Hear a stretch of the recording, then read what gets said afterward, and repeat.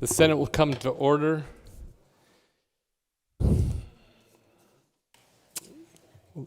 Will the Secretary please call the roll? Senator Brooks? Here. Senator Buck? Here. Senator Canizaro? Here. Senator Dennis? Here. Senator Donate? Here. Senator Dondero-Loop? Here. Senator Hammond? Hello. Senator Hansen? Here. Senator Hardy? Here. Senator Harris? Here. Senator Lang? Here. Senator Neal? Here. Senator Orangel? Here. Senator Pickard? Here. Senator Rowdy? Here. Senator Scheibel? Here. Senator Sievers-Gansert? Senator Settlemyre? Here. Senator Spearman? Here. Senator Tatro? Here. Let the record reflect that there are 21 senators present. Please rise for the invocation by Senator Sievers-Gansert.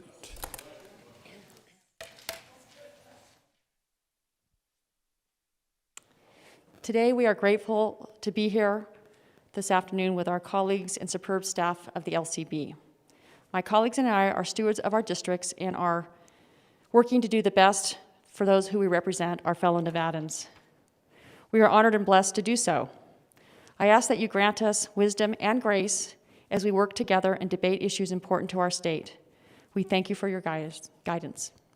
Amen. Amen. Thank you. Please join me in the Pledge of Allegiance. I pledge allegiance to the flag. The republic for which it stands, one nation, under God, indivisible, with liberty and justice for all. You may be seated.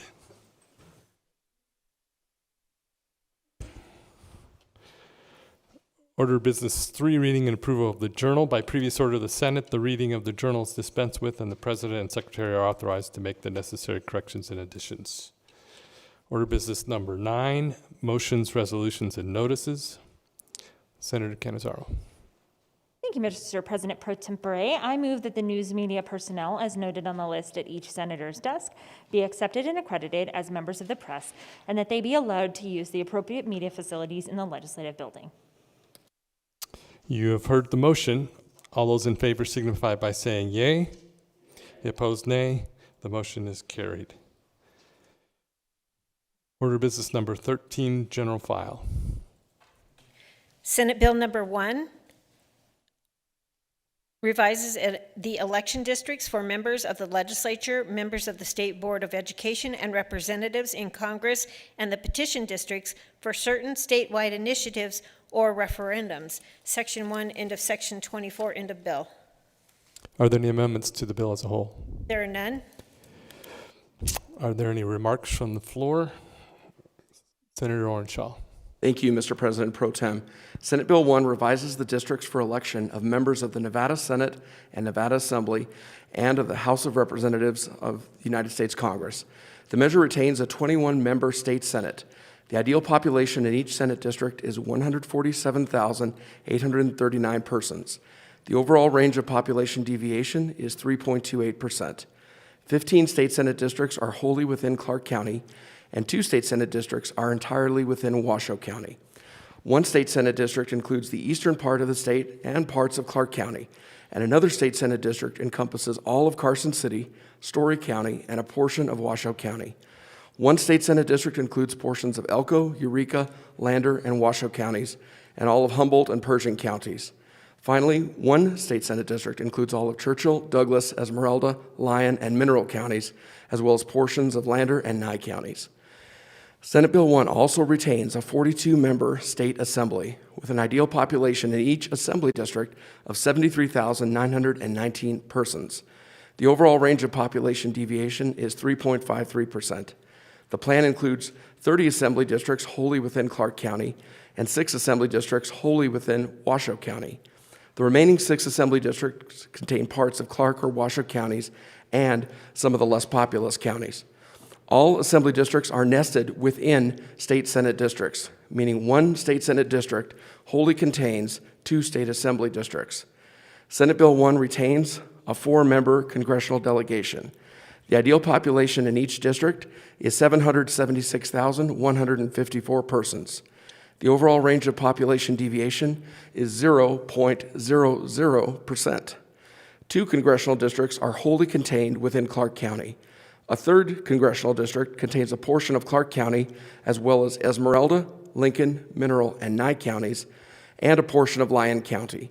A 4th congressional district contains all of Washoe County, a portion of Lyon County, and all the remaining less populous counties in northern Nevada. Senate Bill 1 provides for the use of the term re-elect in the 2022 general election under certain circumstances. The measure also includes a severability clause. Finally, Senate Bill 1 authorizes the chair of the Legislative Commission to direct the Legislative Council Bureau to contract for professional and other services that the director of the Legislative Council Bureau deems necessary or advisable for the legislature to appear in, commence, prosecute, defend, or intervene in any action or proceeding relating to any election or petition district. Thank you. Are there further remarks? Senator Settlemeyer. Thank you, President Pro Tempore. I'm in opposition to Senate Bill 1 as it is now written. Part of the opposition is this entire process that we've been going through. This is a special session about redistricting and the maps. It started out during the interim with the listening tour, yet they went 4 different places. Not one citizen was able to look at a map and start to actually understand the concept of redistricting. And it is very complex. And having to sit down and try to draw maps as you're drawing congressional maps, which only allow a population deviation of 1 person, up or down, 1 person.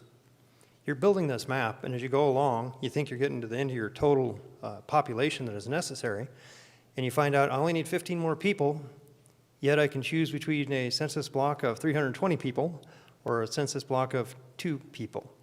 Well, back to the drawing board. These are very complex issues. We got a proclamation from the governor literally 3 hours before a special session that we're having a special session on redistricting, and sadly, a lot of the public didn't know anything about that until that proclamation came out. Then literally during this process, just yesterday, an adjustment was made to AB 450, which ships individuals that are currently in prison, not physically, but takes their count for the census purpose back to the last known address. That correction came in yesterday that corrected 1,868 individuals, thus invalidating and deleting every map that people had made. Our caucus director had actually put forth 52 maps. One of them sought to expand this legislative building to its maximum capacity of 75, thus creating more opportunities for people to have a voice, more majority-minority districts, more representation. Gone. We cannot access that map in any way, shape, or form, and we just sadly don't have the time to try to rebuild that. The maps, though, that the minority party did put forward in conjunction with the Assembly and the Senate are far more accurate than the maps that are before you today. They have less population deviations. Our deviation was 0.9, where the maps that are trying to be voted out today are 3.28. And shouldn't that be our goal? To be more accurate? That's what the Constitution states. Seek accurate data. The districts that were created in the minority plans are far more competitive, thus allowing for more opportunities for compromise. And I say that from a district that I represent, which is very heavily Republican. Sometimes when you have more districts that are more heavily Republican or Democrat, they tend to create legislators that are a little bit too far to the right or to the left, versus districts that are compromising, swing ones, where they know they have to answer to their electorate. Our maps are also more diverse. We created more majority-minority opportunities, more Hispanic districts, more Asian districts, more opportunities for individuals to be represented by people who more represent them. Our maps are also more compact. They preserved existing political communities, which this map does not. For those reasons, I oppose SB 1. Thank you. Thank you. Senator Severs-Gansert. Thank you, Mr. President Pro Tempore. I've been honored to serve as a member of this body since 2016, and I served as Chief of Staff to Governor Sandoval prior to that, and I was the minority floor leader of the Assembly. During my entire career in office and as Chief of Staff, I staked my career on focusing on policy, not politics, and focusing on what is best for our fellow Nevadans. I crossed the aisle on critically important legislation regarding equality, women's rights, education, and more. Sometimes I voted as a lone Republican senator to do what I believe is right for Washoe County and for the entire state. My constituents expect and deserve to have someone who reflects their values with balanced representation. My last 2 elections have shown I've earned their trust, and I'm here to fight for them. I'm here to make sure the voters of Washoe County are not disenfranchised. My district, Senate District 15, fully reflects the broader Washoe County, where registration between Republicans and Democrats is almost equal, with a growing number of nonpartisan and other voters. Both Washoe County and SD 15 have approximately 1/3 Democrat, 1/3 Republican, and 1/3 nonpartisan other voters. So 2/3 of the registered voters in Washoe County are not Democrats. That said, the Democrats have drawn maps where the supermajority will have the two districts that are wholly in Washoe County, supermajority Democrat. So 2/3 of the voters of Washoe County cannot be heard and will be disenfranchised. And I want to break that down and be more specific with you. If you were to look at NCSL's guidelines, they have 6 tenets: compactness, preservation of counties and other political subdivisions, preservation of communities of interest, preservation of the cores of the prior districts, contiguity, and avoiding pairing of incumbents. And if you were to look at the 2011 lawsuit that this state faced over redistricting, the tenets were very similar. The guidelines given by the court master, or to the court masters, were contiguous districts, political subdivisions, communities of interest, general appearance, and incumbents. So again, NCSL's guidelines in the 2011 court case are very, very similar in how they direct redistricting to happen. I firmly believe the principles of compactness, preservation of political subdivisions, keeping communities of interest together, and preservation of core districts were violated in the maps, especially in northern Nevada and Washoe County. The majority maps also ignored making districts competitive, as also mentioned by my colleague. I'd like to briefly tell you why or how these were violated. When you look at compactness, NCSL defines it as having the minimum distance between all parts of a constituency. Usually a circle, square, or a hexagon is the most compact district. When you look at the map for SD 15, this portion here used to be in Senate District 15, and you can see this is actually the west side of Reno. The west side of Reno is right here, and it extends up to Washoe County. This is the current SD 15, but now it's been shifted to the west, and this is actually now part of Senate District 14, which stretches all the way to Elko County, to Carlin. That's 278 miles. That's further than it is from Carlin to Salt Lake City, to give you an example. So it breaks compactness.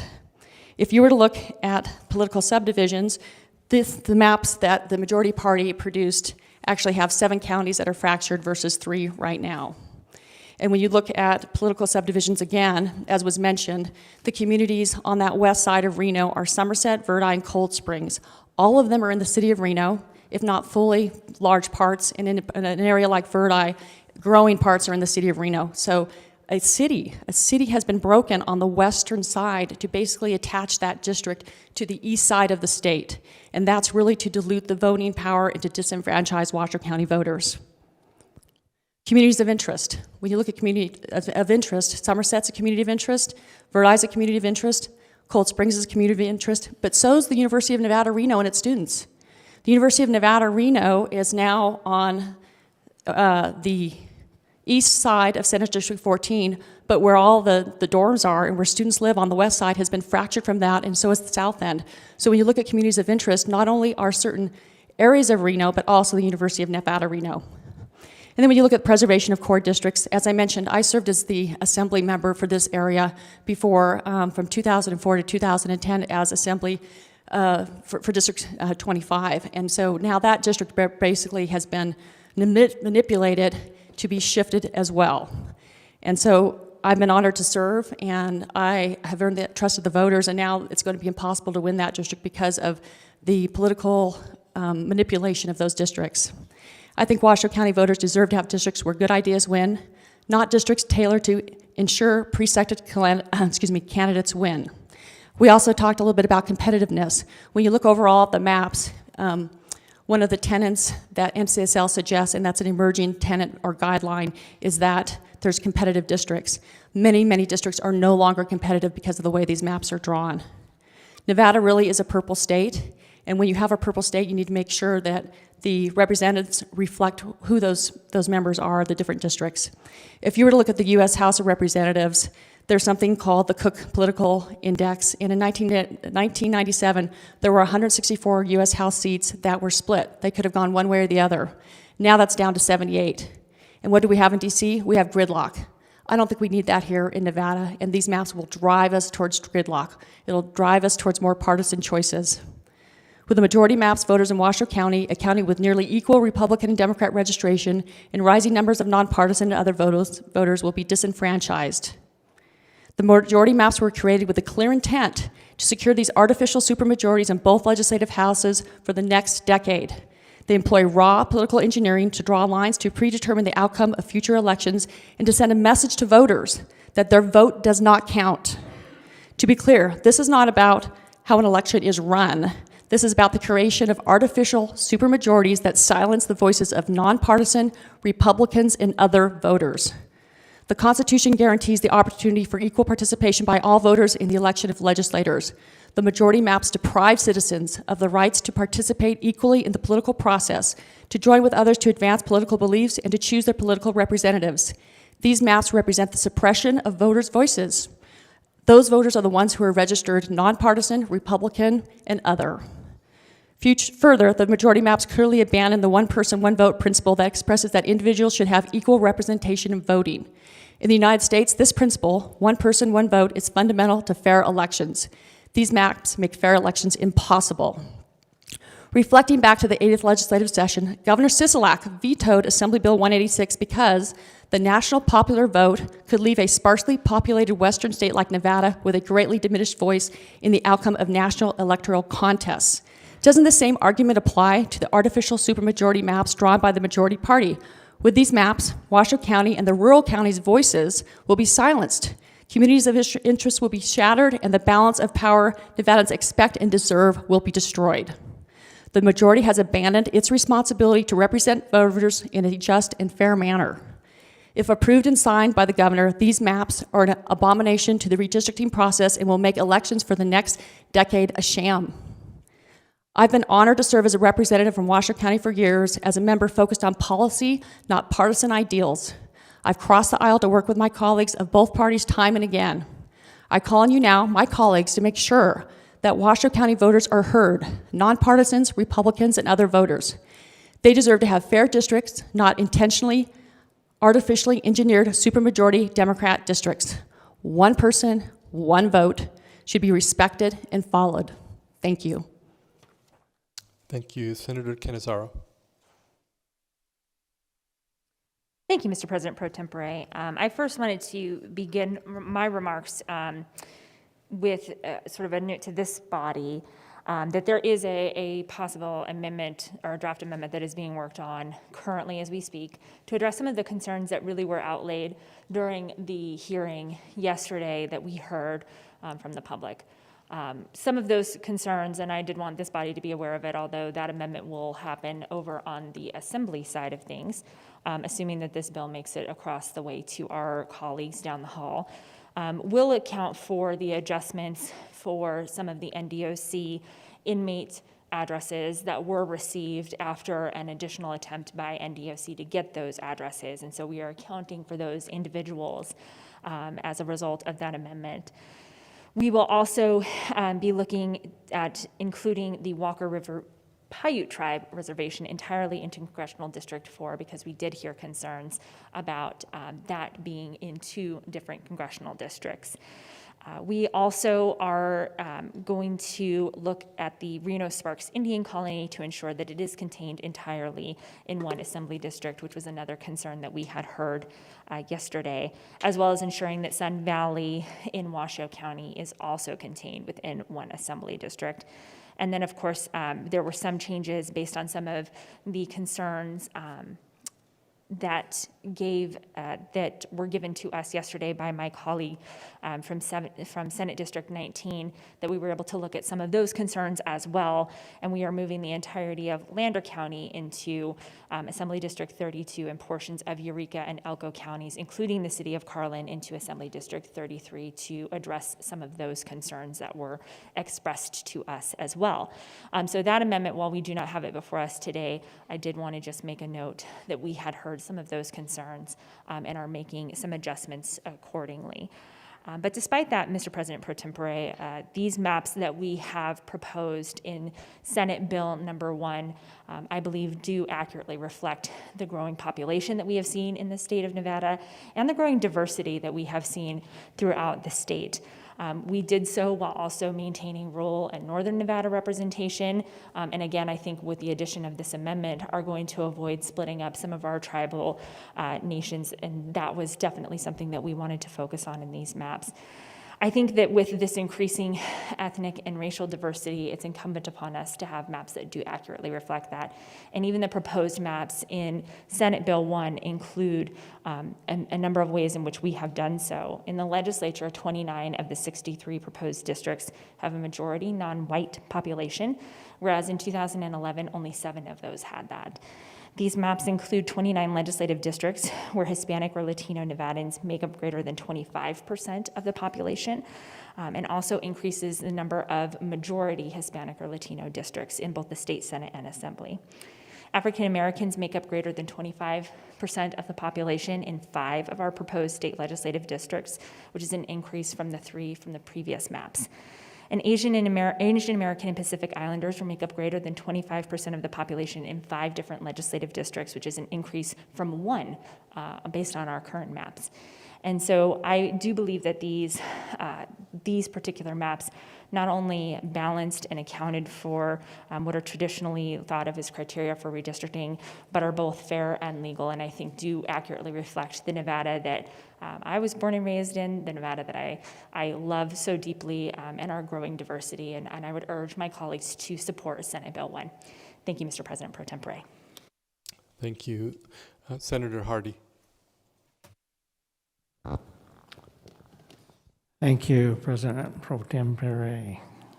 I have just a simple question. Where is the map that we are going to, quote, unquote, have concerns about, quote, unquote, that we are moving to, quote, unquote, or the amendment will address, quote, unquote? So where is the map? Do we have a amendment that we're going to vote on without seeing the map, or is this amendment coming that we've heard about it, but we haven't seen it? Am I mistaken that I'm still looking for a map that may not exist? Senator Canzaro. Thank you, Mr. President Pro Tempore. And to my colleague from Senate District 12, what we are voting on today is Senate Bill number 1, and everyone has been able to kind of see those maps. I did mention that there is a proposed amendment that is forthcoming, but we won't see that until later on. And if we pass Senate Bill 1 and it makes its way over to the Assembly, I would envision that would be adopted over on the other side, but wanted to just make note of that for my colleagues here in this chamber. Thank you. Senator Gocochea. Thank you, Mr. President Pro Tem. I rise in opposition to SB 1. Clearly, we can do better. Counties, cities, and communities of interest are separated in this bill, and this really shouldn't be a partisan issue. Our constituents, and I have a big district and struggle to reach out to those constituents, but they are friends and neighbors first. Our constituents second. And clearly, we have seen some better maps out there that I believe do a better job of consolidating, creating compact districts, and giving those people the representation they need. So with that, I will continue to oppose the bill, look forward to seeing the amendment, but I will be a no. Thank you. Thank you. Senator Hammond. Thank you, Mr. Speaker Pro Tem. I think that a lot of the stuff has already been stated on the record. Where our position is, I would like to acknowledge that the senator from District 6 did mention diversity. Yes, a lot of the things in the maps that we're considering right now have changed. We talked about the AAPI districts changing from 1 to 5. And African American communities, 3 to 5, they're gaining districts, majority 20% or 25% majority districts, I guess, in those areas. The point I'd like to make, though, is as we see other maps that are out there, we can see that we can do better. For example, in our maps that we presented, the Senate Republican maps show that we can have 5 Hispanic districts that are over 40% in representation compared to the 4 that are presented by the maps in SB1. In the Assembly, 10 areas that are 40% or higher, whereas the maps in SB1, about 7. We can go from 1 Asian American AAPI district to 6, according to the maps that we presented to the committee. And in the African American area districts, we could actually go from 3 to, we could double it to 6. So to my colleague from Eureka, his point is that we can do better. There is some room for improvement, and we can actually include more minority voices out there in the next 10 years if we take a look at these maps and make changes throughout the state. Thank you. Thank you. Is there any further remarks from the floor? Senator Pickard. Thank you, Mr. President Pro Tem. As was confirmed moments ago, we are being asked to vote on maps that we know are not going to be implemented. And I have a problem with that process. We are being asked to vote on maps that are going to be amended in ways we've not seen. We are being told implicitly to trust that the same people who proposed the maps that were actually never reviewed by the subcommittee to which the maps were attributed, we're being asked to accept the representation from the same group that proposed those maps that are in front of us without review and without comment until they were discussed in the committee over the past 2 days, and are now being told that we have to vote on maps to find out what ultimately will be in them. This is a dangerous path. We know that the maps has drawn disenfranchised minorities throughout Nevada. We know the process that created them, and we are now being asked to trust that same process. And I cannot go there. So I urge my colleagues to vote no on this measure, to take another pass at it, to see the amendments, to properly debate and vet the amendment so that we know what we're voting on. Otherwise, it is a sham, and I cannot support it. Thank you, Mr. President Pro Tem. Thank you. Senator Tatro. Thank you, President Pro Tempore. I appreciate the opportunity to speak for the first time in the chamber. It's kind of interesting that we just have an amendment that we haven't seen that we're asked to move forward with in trusting in this bill. But in this current bill in its form, I look at how it's going to impact us a decade from now, 10 years from now, when my son goes to the polls to vote for his very first time. And from what I've seen, this legislation ultimately doesn't live up to the guidelines, requirements, objectives, and rules outlined for the redistricting process. These maps seem to be politically engineered. And from the public comments in opposition yesterday to the ones I'm hearing from constituents and community members, also the need to change these maps. And I think they also ignore the explosion of the independent voter, which is now 34% in Washoe County. I understand that we may see some changes, but currently in this form, I believe that the lack of competitiveness, compactness, disenfranchised communities of interest, and dilute representation of neighborhoods and groups. So I hope that the next ones we see are more accurate, more competitive, more diverse, and more compact. Thank you. Thank you. Are there any further remarks from the floor? Hearing none, the secretary will open the roll.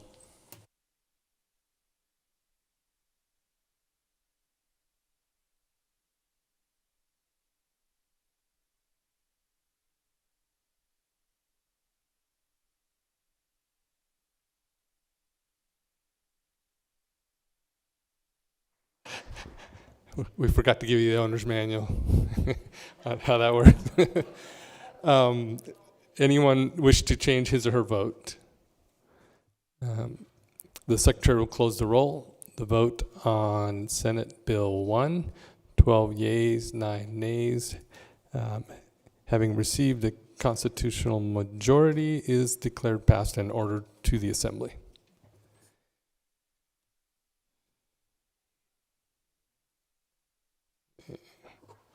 Order, I believe that we're going to take a recess. So we'll be in recess, call of the chair.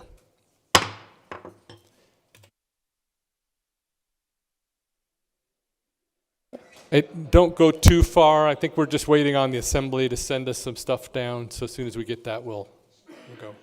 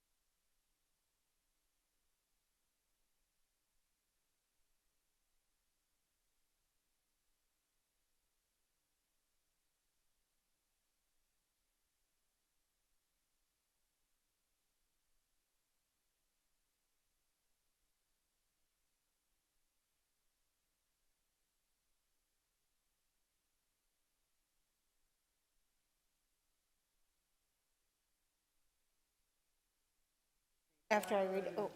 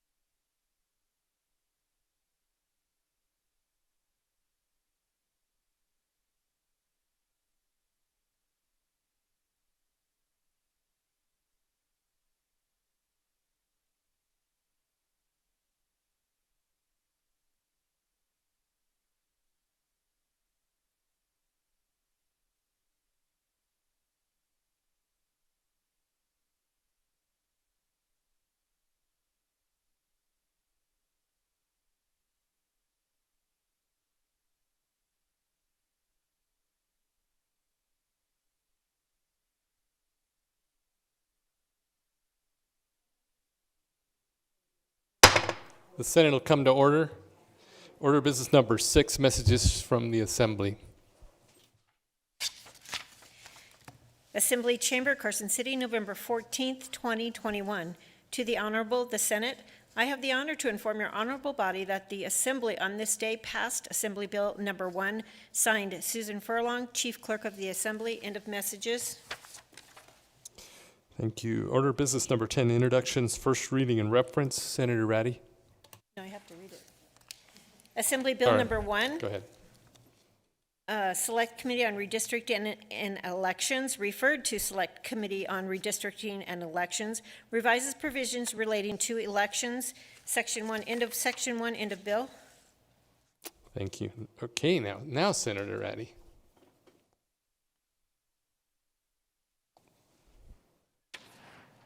Thank you, Mr. President pro tempore. I move to refer Assembly Bill Number 1 to the Select Committee on Redistricting and Elections. All right.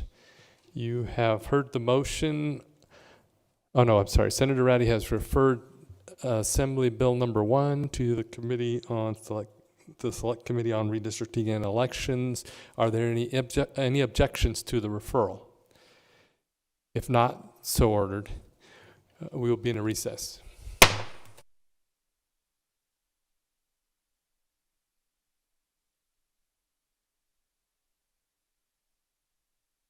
Members of the Select Committee on Redistricting and Elections, we will have a meeting at the bar in just a minute. I believe, actually, we are ready. So actually, thank you.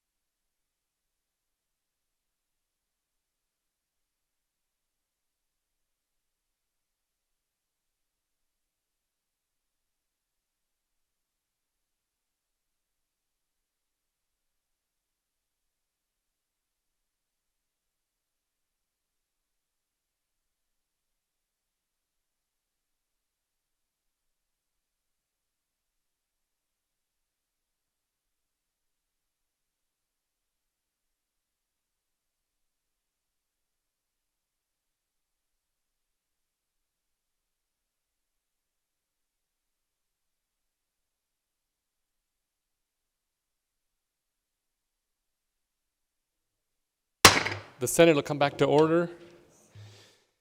We're going to go to order of business number 9, motions, resolutions.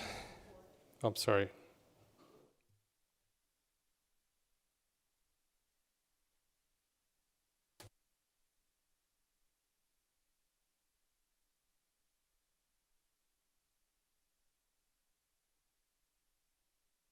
Order of business number 4, reports of committee. 33rd Special Session Select Committee on Redistricting and Elections, reports of committee. Mr. President Pro Tempore, your Select Committee on Redistricting and Elections, to which were referred Assembly Bill Number 1, has had the same under consideration and begs leave to report the same back with the recommendation do pass. Signed, James Orenshall, Chair. End of reports. Thank you. Now we'll go to order of business number 9, motions, resolutions, and notices. Senator Hammond. Thank you, Mr. President Pro Tem. I move that all necessary rules be suspended and that Assembly Bill Number 1, just reported out of committee, be declared an emergency measure under the Constitution and placed on the third reading and final passage. Senator Hammond has moved that Assembly Bill 1 be declared an emergency measure. Are there any remarks? Senator Hammond. Thank you, Mr. President Pro Tem. I would just remark that the bill that we're going to be considering has already been heard by a joint committee, been vetted, looked at, and we've looked over it several times, and we're good to go on it. Thank you. Are there any further remarks? Okay. Hearing none, all those in favor signify by saying yay. Opposed, nay. And the motion is carried. Assembly Bill Number 1 will be placed on the general file for consideration. So let's go to order of business number 13. Third reading, general file. General file and third reading. Assembly Bill Number 1, referred to the Select Committee on Redistricting and Elections, revises provisions relating to elections, Section 1, end of Section 14, end of bill. Are there any amendments to the bill as a whole? There are none. Are there any remarks from the floor? I believe Senator Lang. Thank you, Speaker Pro Tempore. Assembly Bill 1 revises the districts from which the Board of Regents of the University of Nevada are elected. The measure retains the 13-member board with an ideal population in each board district of 238,816. The overall range of population deviation is 0.48%. The plan includes 9 Board of Regents districts wholly in Clark County and 1 district partially in Clark County and the counties of Elko, Esmeralda, Eureka, Lincoln, Nye, and White Pine. The plan also includes 1 district wholly in Washoe County and 1 district in Humboldt, Pershing, and a portion of Washoe County. And finally, 1 district contains another portion of Washoe County, all of Churchill, Douglas, Lander, Lyon, Mineral, and Story counties, as well as all of Carson City. The bill provides for the use of the term re-elect for members of the Board of Regents in future election cycles under certain circumstances. The measure also includes a severability clause. Finally, AB 1 temporarily adjusts for the 2022 election cycle the candidate filing period for judicial candidates to coincide with the candidate filing for non-judicial candidates.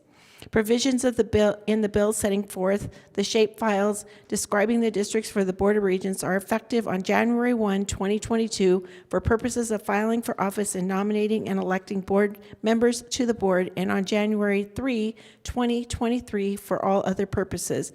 Provisions relating to the temporary adjustment to candidate filing for judicial candidates are effective upon passage and approval for the purpose of adopting regulations and performing other preparatory administrative tasks, and on January 1, 2022 for all other purposes.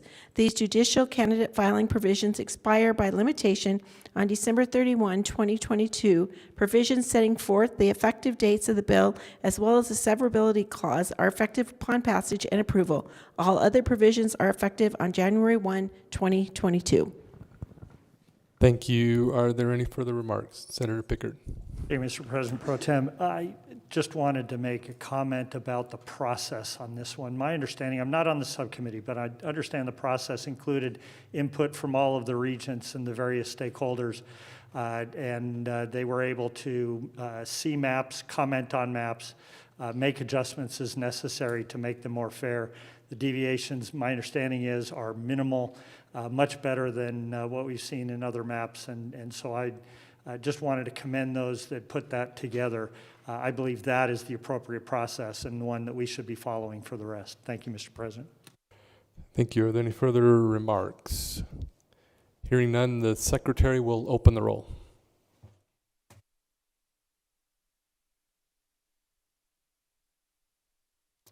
Does anyone wish to change his or her vote?